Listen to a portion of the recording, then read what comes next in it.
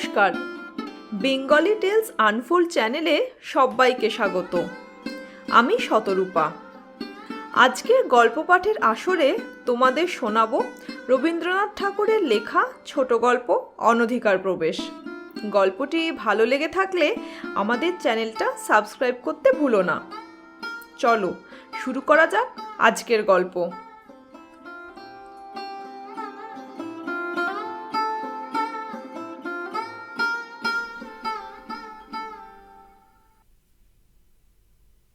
একদা প্রাতঃকালে পথের ধারে দাঁড়াইয়া এক বালক আর এক বালকের সহিত একটি অসম সাহসিক অনুষ্ঠান সম্বন্ধে বাজি রাখিয়াছিল।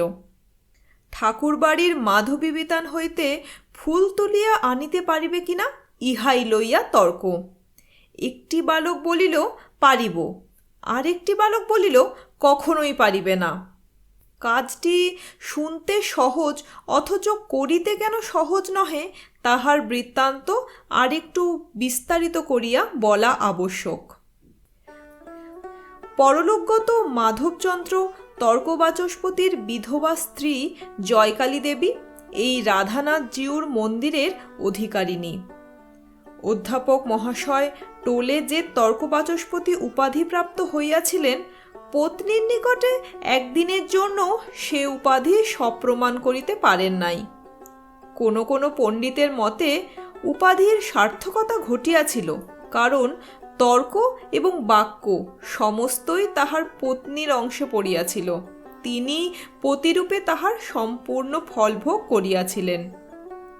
সত্যের অনুরোধে বলিতে হইবে, জয়কালী অধিক কথা কহিতেন না, কিন্তু অনেক সময় দুটি কথায়, এমনকি নীরবে অতি বড় প্রবল মুখবেগও বন্ধ করিয়া দিতে পারিতেন।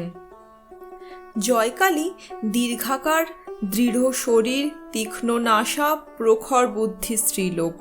তাহার স্বামীর অবর্তমানে তাহাদের দেবোত্তর সম্পত্তি নষ্ট হইবার জো হইয়াছিল। বিধবা তাহার সমস্ত বাকি বকেয়া আদায়, সীমা সরহদ্দ স্থির এবং বহুকালের বেদখল উদ্ধার করিয়া সমস্ত পরিষ্কার করিয়াছিলেন। তাহার প্রাপ্য হইতে কেহ তাহাকে এক কড়ি বঞ্চিত করিতে পারিত না। এই স্ত্রীলোকটির প্রকৃতির মধ্যে বহুল পরিমাণে পৌরুষের অংশ থাকাতে তাহার যথার্থ সঙ্গী কেহ ছিল না। স্ত্রীলোকেরা তাহাকে ভয় করিত। পরনিন্দা, ছোট কথা বা নাকি কান্না তাহার অসহ্য ছিল। পুরুষেরাও তাহাকে ভয় করিত, কারণ পল্লীবাসী ভদ্র পুরুষদের চণ্ডীমণ্ডপগত অগাধ আলস্যকে তিনি এক প্রকার নীরব ঘৃণাপূর্ণ তীক্ষ্ণ কটাক্ষের দ্বারা ধিক্কার করিয়া যাইতে পারিতেন, যাহা তাহাদের স্থূল জড়ত্ব ভেদ করিয়াও অন্তরে প্রবেশ করিত। প্রবল রূপে ঘৃণা করিবার এবং সে ঘৃণা প্রবল রূপে প্রকাশ করিবার অসাধারণ ক্ষমতা এই প্রৌঢ়া বিধবাটির ছিল। বিচারে যাহাকে অপরাধী করিতেন তাহাকে তিনি কথায় এবং বিনা কথায়, ভাবে এবং ভঙ্গিতে একেবারে দগ্ধ করিয়া যাইতে পারিতেন। পল্লীর সমস্ত ক্রিয়াকর্মে বিপদে সম্পদে তাহার নিরলস হস্ত ছিল। সর্বত্রই তিনি নিজের একটি গৌরবের স্থান বিনা চেষ্টায় অতি সহজেই অধিকার করিয়া লইতেন। যেখানে তিনি উপস্থিত থাকিতেন সেখানে তিনিই যে সকলের প্রধান পদে, সে সম্বন্ধে তাহার নিজের অথবা উপস্থিত কোনো ব্যক্তির মনে কিছুমাত্র সন্দেহ থাকিত না। রোগীর সেবায় তিনি সিদ্ধহস্ত ছিলেন, কিন্তু রোগী তাহাকে যমেরই মতো ভয় করিত। পথ্য বা নিয়মের লেশমাত্র লঙ্ঘন হইলে তাহার ক্রোধানল রোগের তাপ অপেক্ষা রোগীকে অধিক উত্তপ্ত করিয়া তুলিত। এই দীর্ঘাকার কঠিন বিধবাটি বিধাতার কঠোর নিয়মদণ্ডের ন্যায় পল্লীর মস্তকের উপর উদ্যত ছিলেন। কেহ তাহাকে ভালোবাসিতে অথবা অবহেলা করিতে সাহস করিত না। পল্লীর সকলের সঙ্গেই তাহার যোগাযোগ ছিল, অথচ তাহার মতো অত্যন্ত একাকিনী কেহ ছিল না। বিধবা নিঃসন্তান ছিলেন। পিতৃমাতৃহীন 2টি ভ্রাতুষ্পুত্র তাহার গৃহে মানুষ হইত। পুরুষ অভিভাবক অভাবে তাহাদের যে কোনো প্রকার শাসন ছিল না এবং স্নেহান্ধ পিসিমার আদরে তাহারা যে নষ্ট হইয়া যাইতেছিল, এমন কথা বলিতে পারিত না। তাহাদের মধ্যে বড়টির বয়স 18 হইয়াছিল। মাঝে মাঝে তাহার বিবাহের প্রস্তাবও আসিত এবং পরিণয় বন্ধন সম্বন্ধে বালকটির চিত্ত উদাসীন ছিল না। কিন্তু পিসিমা তাহার সেই সুখবাসনায় একদিনের জন্যও প্রশ্রয় দেন নাই। অন্য স্ত্রীলোকের ন্যায় কিশোর নবদম্পতির নব প্রেমোদ্গম দৃশ্য তাহার কল্পনায় অত্যন্ত উপভোগ্য মনোরম বলিয়া প্রতীত হইত না। বরং তাহার ভ্রাতুষ্পুত্র বিবাহ করিয়া অন্য ভদ্র গৃহস্থের ন্যায় আলস্য ভরে ঘরে বসিয়া পত্নীর আদরে প্রতিদিন স্ফীত হইতে থাকিবে, এ সম্ভাবনা তাহার নিকট নিরতিশয় হেয় বলিয়া প্রতীত হইত। তিনি কঠিনভাবে বলিতেন, পুলিন আগে উপার্জন করিতে আরম্ভ করুক, তারপরে বধূ ঘরে আনিবে। পিসিমার মুখে সেই কঠোর বাক্যে প্রতিবেশিনীদের হৃদয় বিদীর্ণ হইয়া যাইত। ঠাকুরবাড়িটি জয়কালীর সর্বাপেক্ষা যত্নের ধন ছিল। ঠাকুরের শয়ন বসন স্নানাহারের তিলমাত্র ত্রুটি হইতে পারিত না। পূজক ব্রাহ্মণ 2টি দেবতার অপেক্ষা এই একটি মানবীকে অনেক বেশি ভয় করিত। পূর্বে এক সময় ছিল যখন দেবতার বরাদ্দ দেবতা পুরা পাইতেন না, কারণ পূজক ঠাকুরের আরেকটি পূজার প্রতিমা গোপন মন্দিরে ছিল। তাহার নাম ছিল নিস্তারিণী। গোপনে ঘৃত দুগ্ধ ছানা ময়দার নৈবেদ্য স্বর্গে নরকে ভাগাভাগি হইয়া যাইত। কিন্তু আজকাল জয়কালীর শাসনে পূজার 16 আনা অংশই ঠাকুরের ভোগে আসিতেছে। উপদেবতাগণকে অন্যত্র জীবিকার অন্য উপায় অন্বেষণ করিতে হইয়াছে। বিধবার যত্নে ঠাকুরবাড়ির প্রাঙ্গণটি পরিষ্কার তকতক করিতেছে। কোথাও একটি তৃণমাত্র নাই। একপাশে মঞ্চ অবলম্বন করিয়া মাধবীলতা উঠিয়াছে। তাহার শুষ্ক পত্র পড়িবামাত্র জয়কালী তাহা তুলিয়া লইয়া বাহিরে ফেলিয়া দেন। ঠাকুরবাড়িতে পারিপাট্য পরিচ্ছন্নতা ও পবিত্রতার কিছুমাত্র ব্যাঘাত হইলে বিধবা তাহা সহ্য করিতে পারিতেন না। পাড়ার ছেলেরা পূর্বে লুকাচুরি খেলা উপলক্ষে এই প্রাঙ্গণের প্রান্তে আসিয়া আশ্রয় গ্রহণ করিত এবং মধ্যে মধ্যে পাড়ার ছাগ শিশু আসিয়া মাধবীলতার বল্কলাংশ কিছু কিছু ভক্ষণ করিয়া যাইত। এখন আর সে সুযোগ নাই।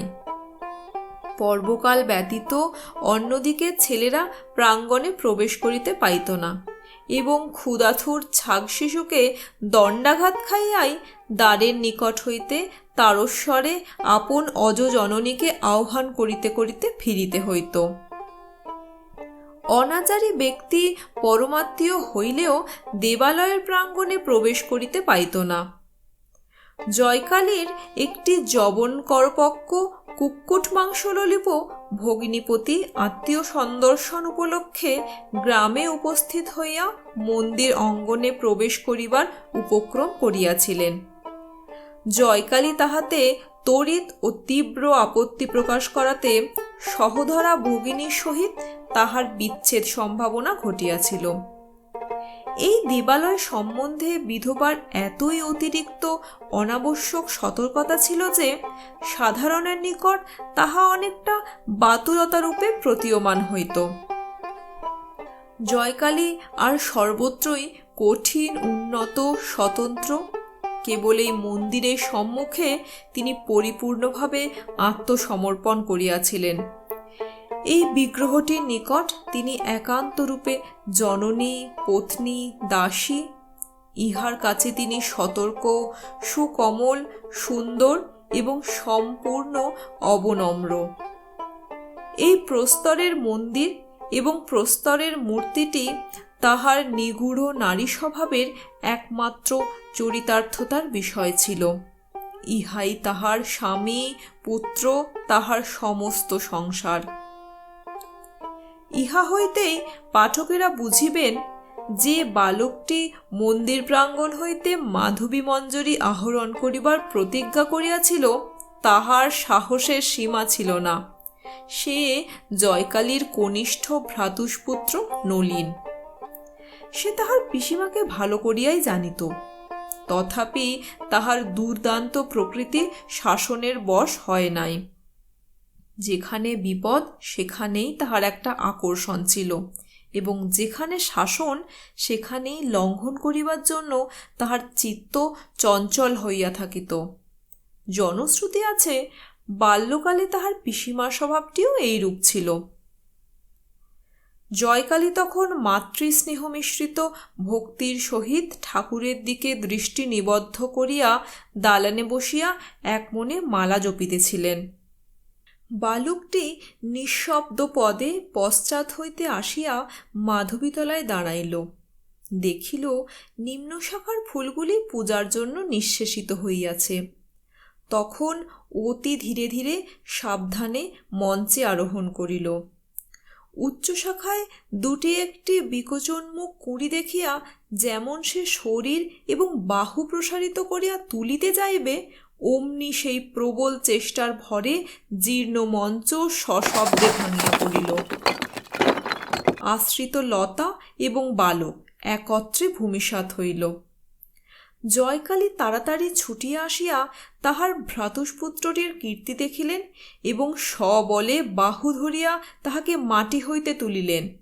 আঘাত তাহার যথেষ্ট লাগিয়াছিল, কিন্তু সে আঘাতকে শাস্তি বলা যায় না, কারণ তাহা অজ্ঞান জ্বরের আঘাত। সেই জন্য পতিত বালকের ব্যথিত দেহে জয়কালীর সজ্ঞান শাস্তি মুহুর্মুহু সবলে বর্ষিত হইতে লাগিল। বালক এক বিন্দু অশ্রুপাত না করিয়া নীরবে সহ্য করিল। তখন তাহার পিসিমা তাহাকে টানিয়া লইয়া ঘরের মধ্যে রুদ্ধ করিলেন। তাহার সেদিনকার বৈকালিক আহার নিষিদ্ধ হইল। আহার বন্ধ হইল শুনিয়া দাসী মোক্ষদা কাতর কণ্ঠে ছলছল নেত্রে বালককে ক্ষমা করিতে অনুনয় করিল। জয়কালীর হৃদয় গলিল না। ঠাকুরানীর অজ্ঞাতসারে গোপনে ক্ষুধিত বালককে কেহ যে খাদ্য দিবে, বাড়িতে এমন দুঃসাহসিক কেহ ছিল না। বিধবা মঞ্চ সংস্কারের জন্য লোক ডাকিতে পাঠাইয়া পুনর্বার মালাহস্তে দালানে আসিয়া বসিলেন। মোক্ষদা কিছুক্ষণ পরে সভয়ে নিকটে আসিয়া কহিল, ঠাকুরমা, কাকাবাবু ক্ষুধায় কাঁদিতেছেন, তাহাকে কিছু দুধ আনিয়া দিব কি? জয়কালী অবিচলিত মুখে কহিলেন, না। মোক্ষদা ফিরিয়া গেল। অদূরবর্তী কুটিরের কক্ষ হইতে নলিনের করুণ ক্রন্দন ক্রমে ক্রোধের গর্জনে পরিণত হইয়া উঠিল। অবশেষে অনেকক্ষণ পরে তাহার কাতরতা শ্রান্ত উচ্ছ্বাস থাকিয়া থাকিয়া জপনিরতা পিসিমার কানে আসিয়া ধ্বনিত হইতে লাগিল। নলিনের আর্তকণ্ঠ যখন পরিশ্রান্ত ও মৌনপ্রায় হইয়া আসিয়াছে, এমন সময় আরেকটি জীবের ভীত কাতর ধ্বনি নিকটে ধ্বনিত হইতে লাগিল, এবং সেই সঙ্গে ধাবমান মনুষ্যের দূরবর্তী চিৎকার শব্দ মিশ্রিত হইয়া মন্দিরের সম্মুখস্থ পথে একটা তুমুল কলরব উত্থিত হইল। সহসা প্রাঙ্গণের মধ্যে একটা পদশব্দ শোনা গেল। জয়কালী পশ্চাতে ফিরিয়া দেখিলেন ভূপর্যস্ত মাধবীলতা আন্দোলিত হইতেছে। সরসকণ্ঠে ডাকিলেন, নলিন! কেহ উত্তর দিল না। বুঝিলেন অবাধ্য নলিন বন্দিশালা হইতে কোনো ক্রমে পলায়ন করিয়া পুনরায় তাহাকে রাগাইতে আসিয়াছে। তখন অত্যন্ত কঠিনভাবে অধরের ওপরে ওষ্ঠ চাপিয়া বিধবা প্রাঙ্গণে নামিয়া আসিলেন। লতাকুঞ্জের নিকট পুনরায় ডাকিলেন, নলিন! উত্তর পাইলেন না। শাখা তুলিয়া দেখিলেন একটা অত্যন্ত মলিন শূকর প্রাণ ভয়ে ঘন পল্লবের মধ্যে আশ্রয় লইয়াছে। যে লতাবিতান এই ইষ্টক প্রাচীরের মধ্যে বৃন্দাবিপিনের সংক্ষিপ্ত প্রতিরূপ, যাহার বিকশিত কুসুমমঞ্জরীর সৌরভ গোপীবৃন্দের সুগন্ধি নিঃশ্বাস স্মরণ করাইয়া দেয় এবং কালিন্দী তীরবর্তী সুখবিহারের সৌন্দর্য স্বপ্ন জাগ্রত করিয়া তোলে, বিধবার সেই প্রাণাধিক যত্নের সুপবিত্র নন্দনভূমিতে অকস্মাতে বীভৎস ব্যাপার ঘটিল। পূজারী ব্রাহ্মণ লাঠি হস্তে তাড়া করিয়া আসিল। জয়কালী তৎক্ষণাৎ অগ্রসর হইয়া তাহাকে নিষেধ করিলেন এবং দ্রুতবেগে ভিতর হইতে মন্দিরের দ্বার রুদ্ধ করিয়া দিলেন।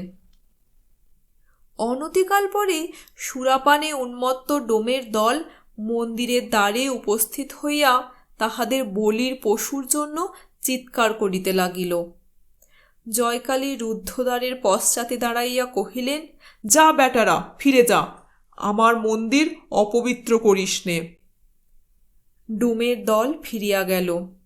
জয়কালী ঠাকুরানী যে তাহার রাধানাথজিউর মন্দিরের মধ্যে অশুচি জন্তুকে আশ্রয় দিবেন, ইহা তাহারা প্রায় প্রত্যক্ষ দেখিয়াও বিশ্বাস করিতে পারিল না। এই সামান্য ঘটনায় নিখিল জগতের সর্বজীবের মহাদেবতা পরম প্রসন্ন হইলেন, কিন্তু ক্ষুদ্র পল্লীর সমাজ নামধারী অতি ক্ষুদ্র দেবতাটি নিরতিশয় সংক্ষুব্ধ হইয়া উঠিল।